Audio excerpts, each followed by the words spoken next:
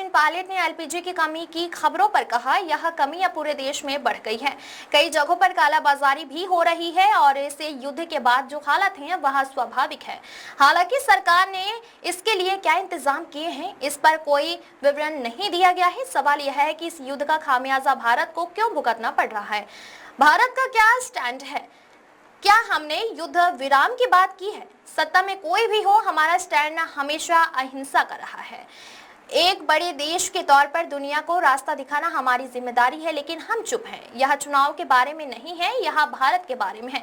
इस देश का स्टैंड किसी एक पार्टी तक सीमित नहीं है। हमें लगता है कि अमेरिका ने सरकार पर इतना दबाव डाला है कि वह कुछ भी कहने से बच रही है। पूरे देश में अभी किल्लत बढ़ गई है और ये हकीकत है कि हर जगह जो स्टॉक्स थे वो कम हो गए हैं, कई जगह कालाबाजारी भी हो रही है और ये जो कमी है ये व्यवहारिक है, क्योंकि दुनिया में जो आज हालात बने हैं इस युद्ध के बाद वो होना स्वाभाविक था।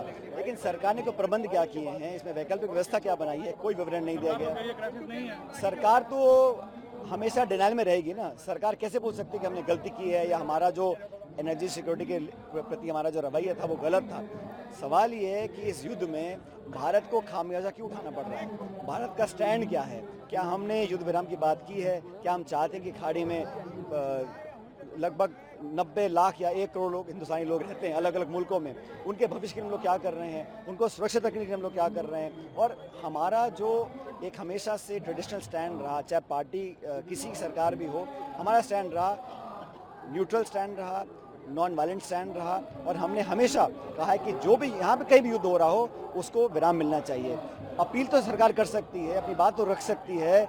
अमेरिका का ऐसा क्या दबाव है कि हम तेल के लिए उनकी बात मान रहे हैं, उनका सामान खरीदने की बात मांग रहे हैं, उनके दबाव में अपनी विदेश नीति का निर्माण कर रहे हैं। और हमारी निष्पक्षता, हमारे जो नॉन अलाइनमेंट का एक स्टैंड था, एक बड़ा मुल्क होने के नाते हमारी जिम्मेदारी बनती है कि हम दुनिया को रास्ता दिखाएं।